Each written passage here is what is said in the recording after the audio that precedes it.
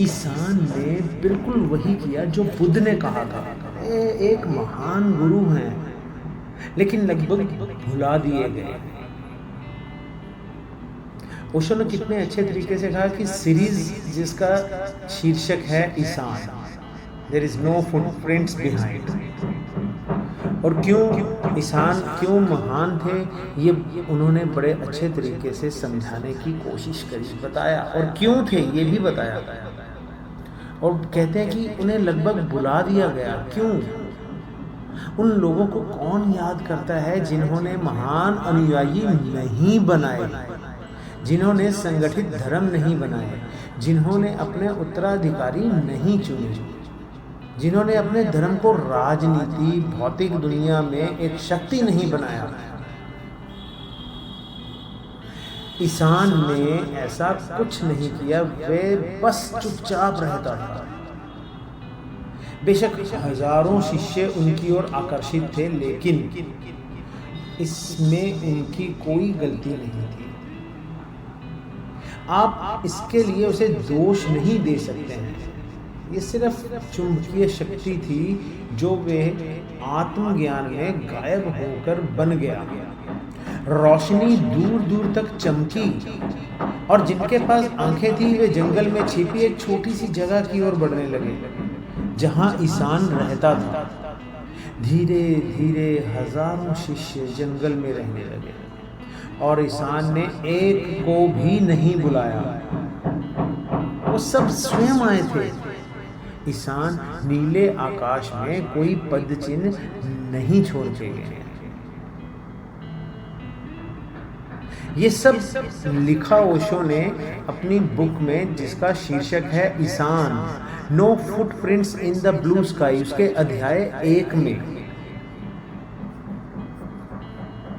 ओशो कहते हैं कि ईसान बहुत विनम्र थे। Isan was very polite, naturally his politeness would effect whatever happen around him.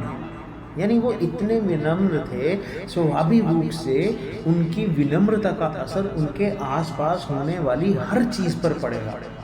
वह बहुत विनम्र व्यक्ति था। उसने कभी भी किसी धर्म का या किसी का धर्म परिवर्तन करने की कोशिश नहीं की, बल्कि इसके विपरीत वह गहरे जंगल में चला गया जहां कोई भी उसके पास नहीं आया। उन्हें स्वामी होने और अनुयायी के रूप में किसी को नीचा दिखाने में थोड़ी शर्मिंदगी महसूस हुई। एक बहुत अच्छा, बहुत नाजुक व्यक्तित्व, एक कवि का व्यक्तित्व, एक गायक का, एक नर्तक का, डांसर का।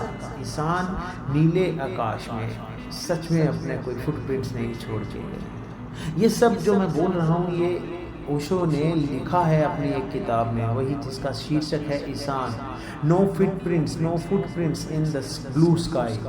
इसके 3रे अध्याय,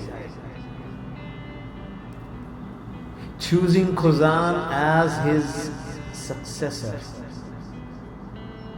मतलब ख्युजान को अपना उत्तराधिकारी चुनना और 40 वर्षों तक प्रतीक्षा करना।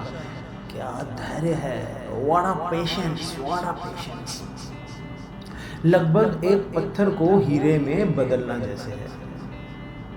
लेकिन ईसान मानवता के लिए एक बात बिल्कुल स्पष्ट करने के लिए कृत संकल्प था।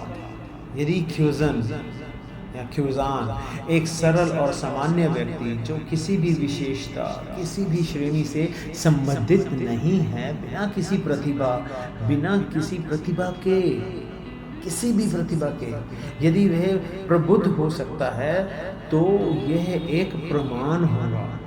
मानवता को ये प्रमाण देने के लिए उन्होंने ख्युजान को चुना और उस पर कड़ी मेहनत की।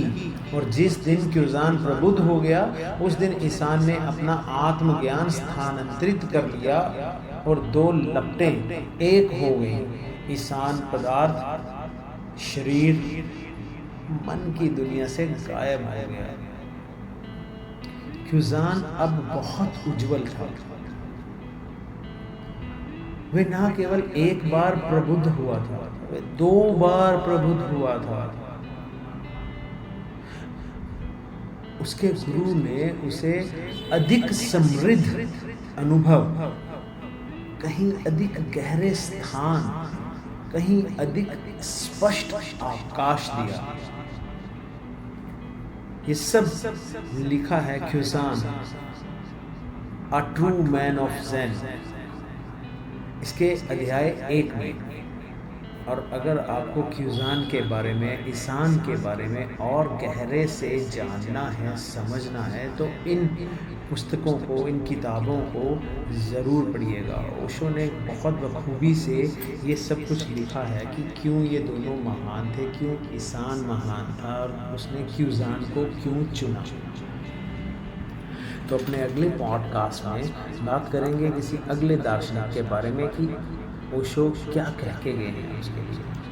अपना साथ बनाए रखिएगा। Don't forget to like, subscribe and share my channel, because आप अगर एनकरेज करेंगे तो मैं कुछ कह पाऊँगा, बता पाऊँगा, शेयर कर पाऊँगा। और ये बच्चे बहुत मेहनत करते हैं, मैं हर बार कहता हूँ, these kids are really very hard workers, they are doing wonderful job।